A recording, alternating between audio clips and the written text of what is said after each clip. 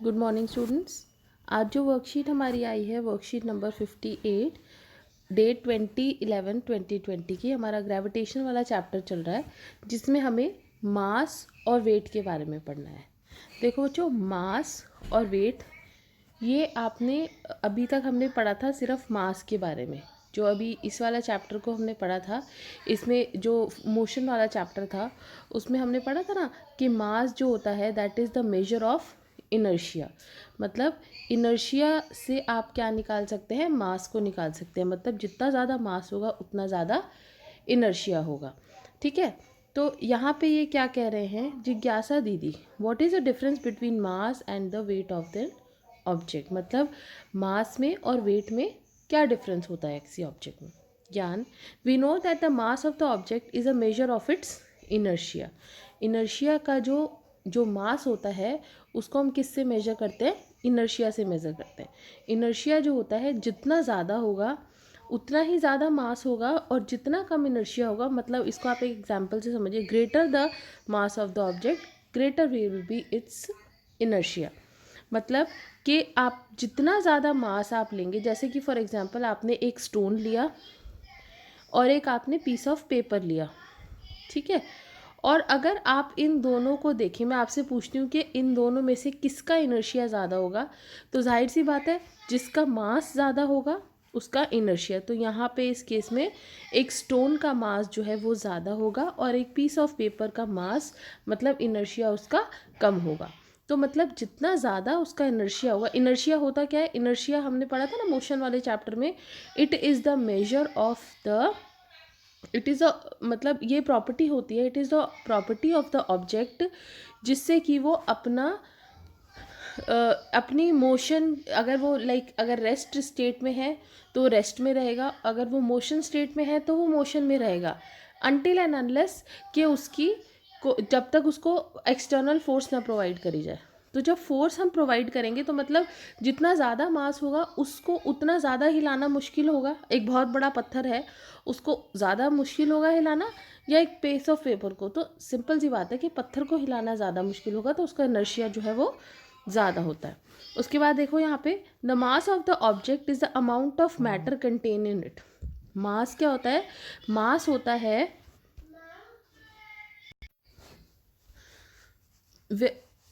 whereas the object of the weight of the object is at a place of is the force with which it attracts a celestial body or that object. Mass of an object does not change with the change in the place.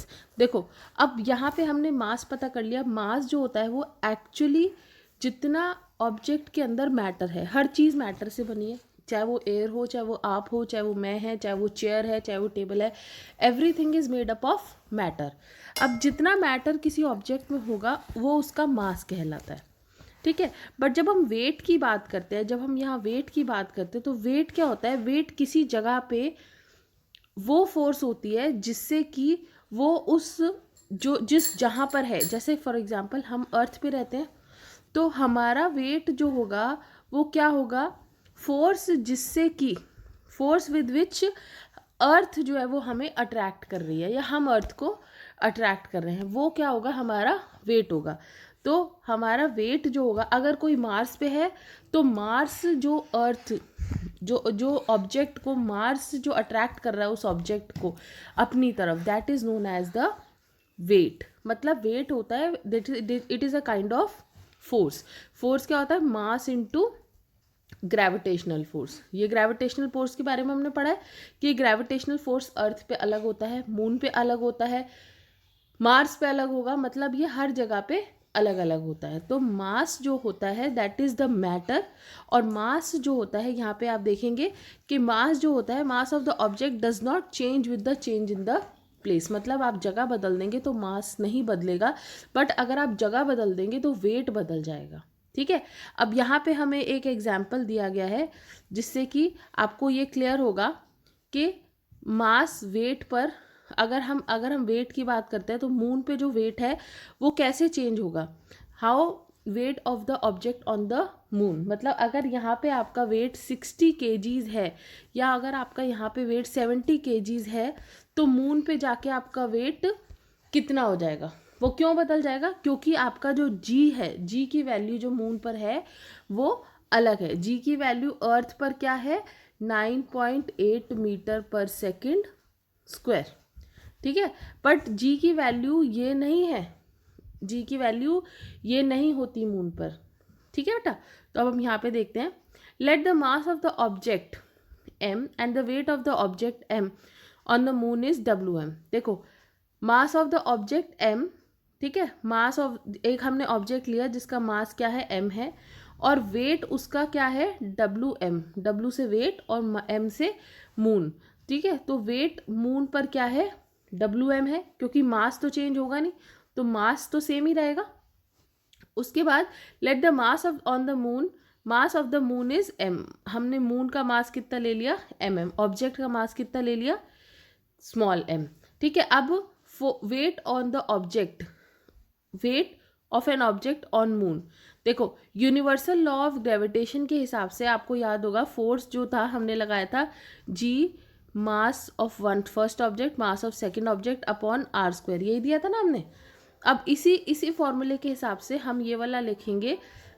यहाँ पे force की जगह पे मैंने आपको बताया force जो होता है that is equal to weight, ठीक है। तो ये फोर्स जो हो गया that is equal to weight on moon, WM is equal to gravitational force, यहाँ से हमने ले लिया। फिर उसके बाद ये देखेंगे m मतलब क्या हुआ? मास ऑफ मून, और ये m हो गया mass of object upon RM square. RM square क्या है? रेडियस ऑफ मून, मून का रेडियस हो गया। अब let the mass of the object is same. अब यहाँ पे हम देखते हैं कि यहाँ पे देखेंगे हम कि let the weight of the same object on the earth is WE। Weight यहाँ पे अर्थ पे है WE, और मास है अर्थ का, मास हमने ले लिया ME। रेडियस है हमारी अर्थ की RE। तो यहाँ पे फिर दोबारा से हमने बच्चों ये लिख दिया, WE is equal to GME mass of earth. दो ऑब्जेक्ट का मास लेते हैं, ME into M upon RE square radius, ठीक है। अब क्या करेंगे, हम डिवाइड कर रहे हैं ये दोनों इक्वेशन 1 और इक्वेशन 2 को। जब हमने इक्वेशन 1 और इक्वेशन 2 को डिवाइड कर दिया, तो डिवाइड करने पे देखो इक्वेशन 1 में क्या है? WM है, और नीचे क्या है? WE, ठीक है। तो ये क्या हो गया? इसको यहाँ पे हम इस वाले पोर्शन को डिवाइड करेंगे, ठीक है। इस वाले पोर्शन को ऊपर लिखेंगे GM into mass of the object upon RM square.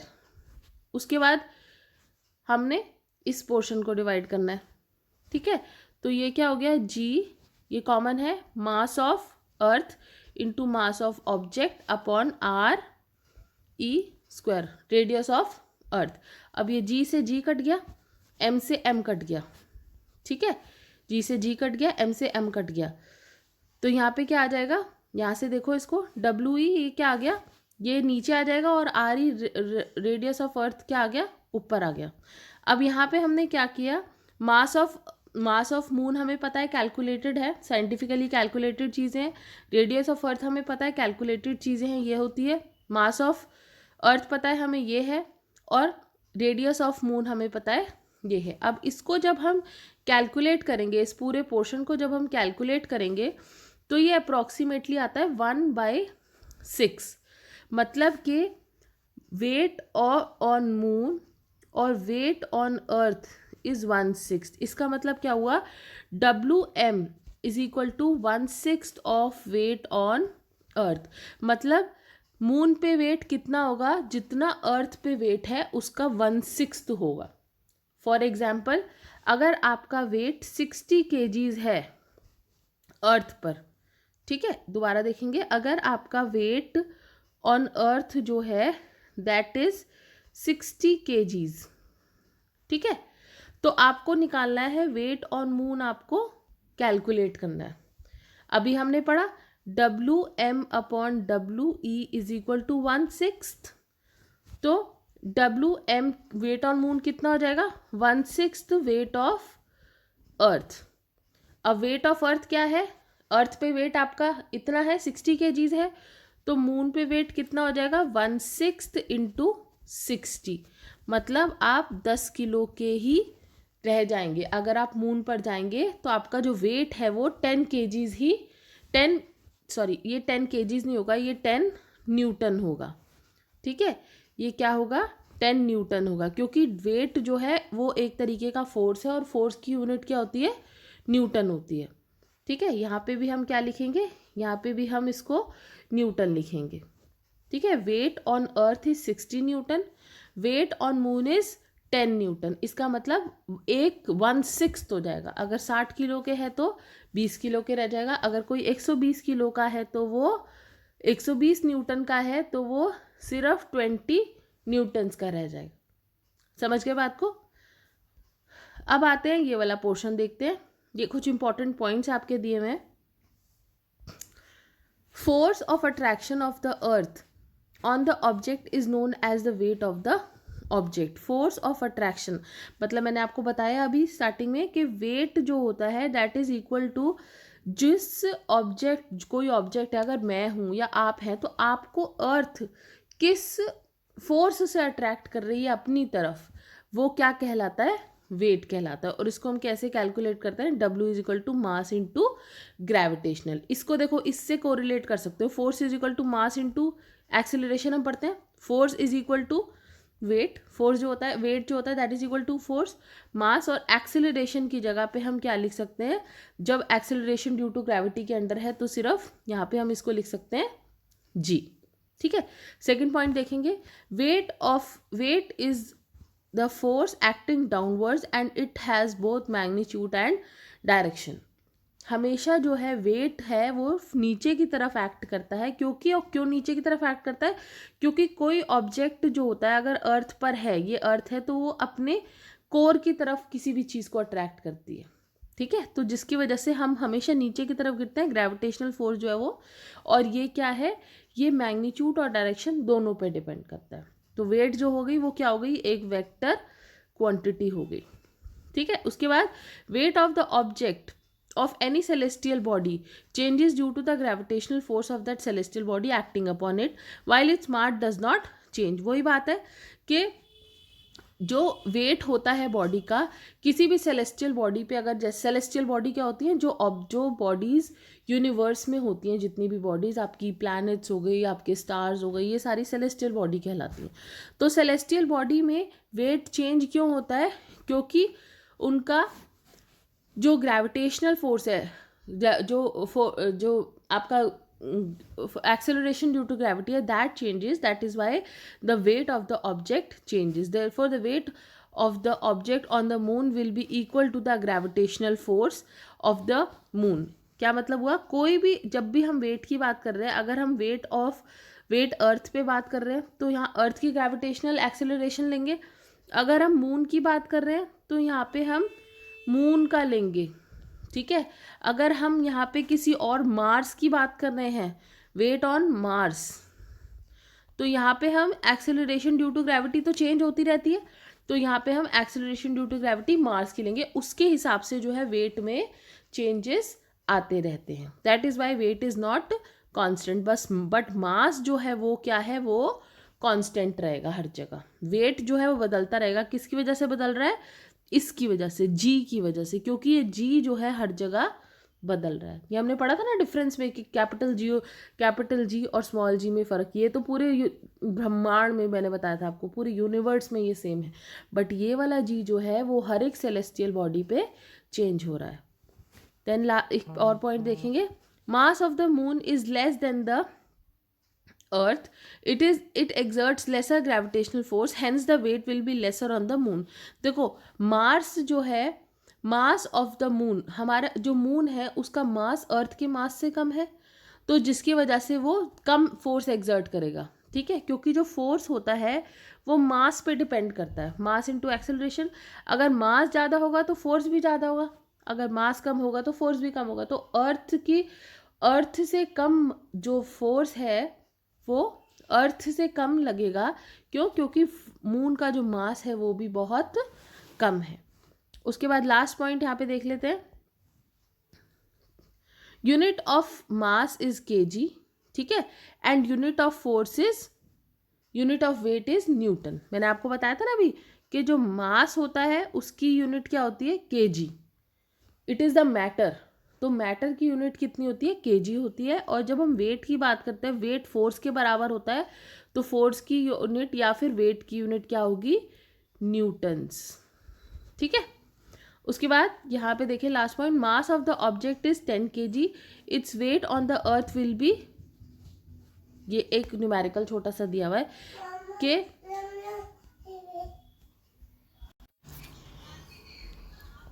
देखिए यहाँ पे लास्ट पॉइंट उसको देखेंगे, मास जो है अर्थ वेट कितना है, 10 kgs है, तो हमें वेट निकालना है। ठीक है, वेट कितना हो जाएगा, वेट इज इक्वल टू, मैंने आपको बताया मास इंटू जी होता है।